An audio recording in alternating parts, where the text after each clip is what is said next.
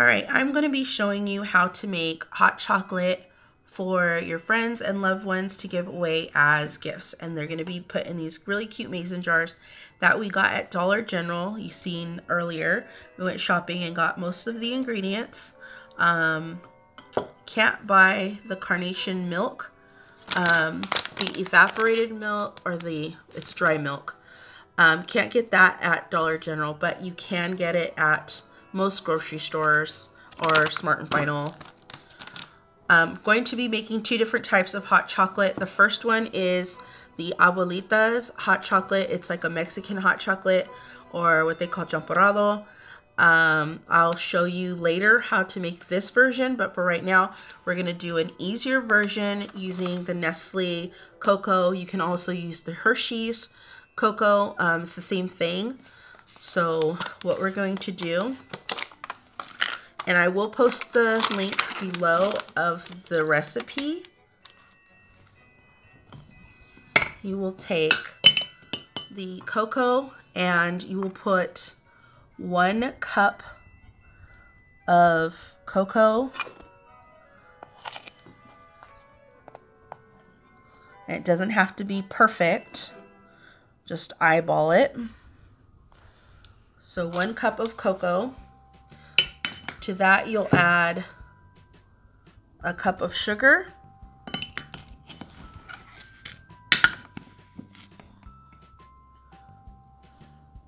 and then you'll also use a cup of the evaporated milk.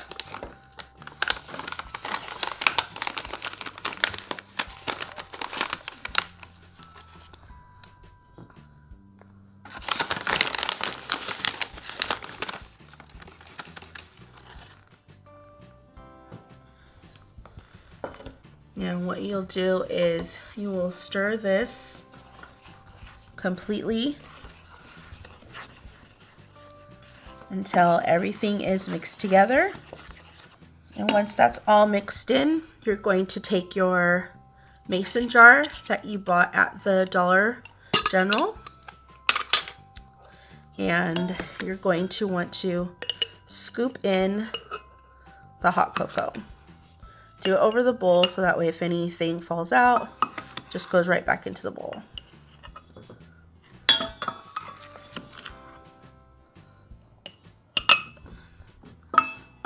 And you're going to fill this all the way until it gets mostly to the top.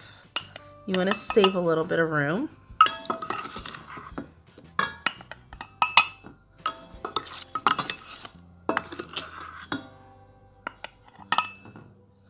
And if you have a bit left over, don't worry. That's why you get extra mason jars to make more. And then you can always enjoy a cup on your own, whatever's left over. So you want to fill it up to about there. Once you do that, you can add other little things to it. You can use crushed up peppermints. I like to use the little mini chocolate chips and just put 1 layer of chocolate chips. And then you want to add your mini marshmallows. So you want to open your bag of marshmallows and just pour those on top, and you can put a heaping helpful in there. And once you do that, you stick the lid on top and tighten it, and there you have your instant hot chocolate. I made these cute little labels on Avery.com, and you can create your own little mini labels, and I like to add the recipe onto a little label card because I like to print them out and then just place them on the mason jar with a cute little ribbon or a bow, and that way they have the instructions on how to make the hot cocoa. You basically add 3 tablespoons of hot cocoa to 1 cup of hot milk and stir and enjoy. So now we're going to show you how to make the abuelita's version. And because this is more cubes, you need to put them in a food processor in order to break it down to a powder form. They do sell this in powder form in certain stores, but some of them don't, and they come just like this. So I'm going to show you how to break it down so that you can put it into the mix jars. So what you're going to do is open up the abuelitas. And it's usually good to make more than one at a time. I will show you how to make one. So each tablet makes a cup of hot chocolate. There are other versions where it's thicker, and you can tell which ones are which because the ones that serve multiple cups has like it's a bigger, thicker tablet, and it has like 4 squares, so it'll be like sliced in 4s instead of just 2. So this is a single version portion. So what you'll do is you'll stick it into the food processor. I usually kind of try to break it into 4 pieces, put it in there, and you want to put it on a pulse setting.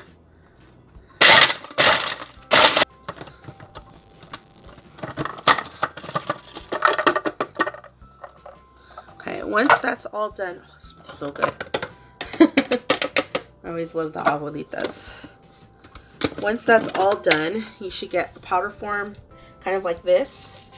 You just dump it in there with that extra chocolate that you already had. And then we're going to head back to the table. All right, so now that we have the abuelitas in there, we're going to go ahead and add 1 cup of the milk.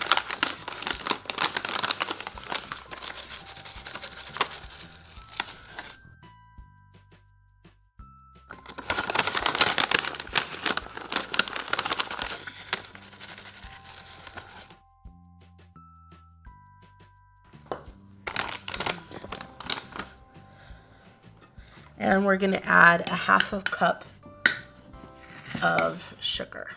I'm going to stir that in. For an extra chocolatey flavor, I do like to add a little bit of the cocoa, not much.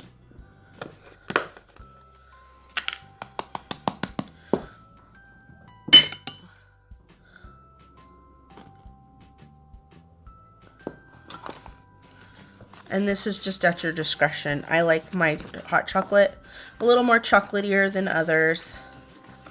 And once that's all mixed in, then you can start adding it to your mason jar again.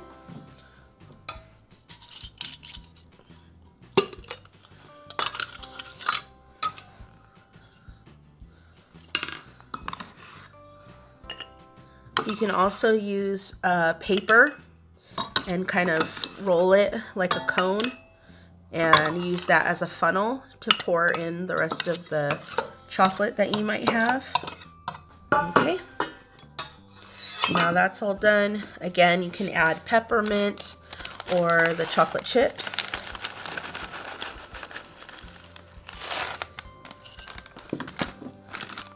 Add your marshmallows.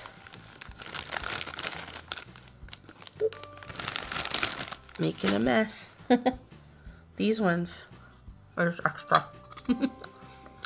So top it. And there you have it. So we have Mexican hot chocolate and we have the regular chocolate. And you serve it the same way. Just add in the 3 tablespoons of the cocoa mix with 1 cup of hot milk and enjoy. If you don't want it very milky or creamy, some people will just add water, and that's perfectly fine. If you want to add this to hot water, there's already the milk, the dry milk in there, so it will still make it creamy. And you can also do this for people that are lactose intolerant. You can do the non-fat dry milk.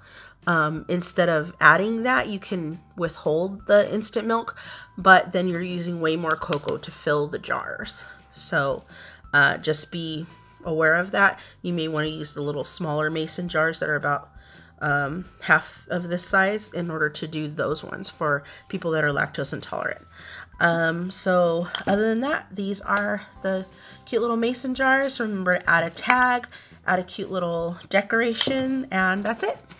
You can get them with these cute little designs, but some of them come just plain with a plain seal.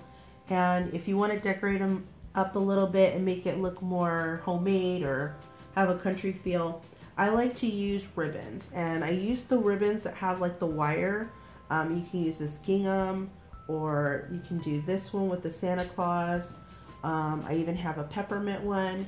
And what you do is you just cut a little bit past the lid, so you have a little bit extra. And then what I use is like batting, which is for like stuffing pillows or making mini ears and things like that. And then I just put that over. Actually, it's easier if you just put the ribbon inside and then put the batting and then the lid.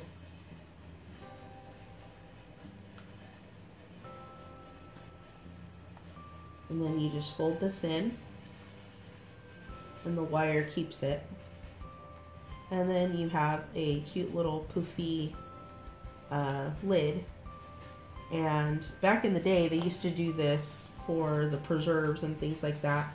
And what they would use afterwards is they would use these as pin cushions when they were done using their preserves. I'm not sure why they did the cloths. I think it just helped keep the freshness in. But I always liked the look of it. So let me see if I can get this right again. There. And then you just pop it on top.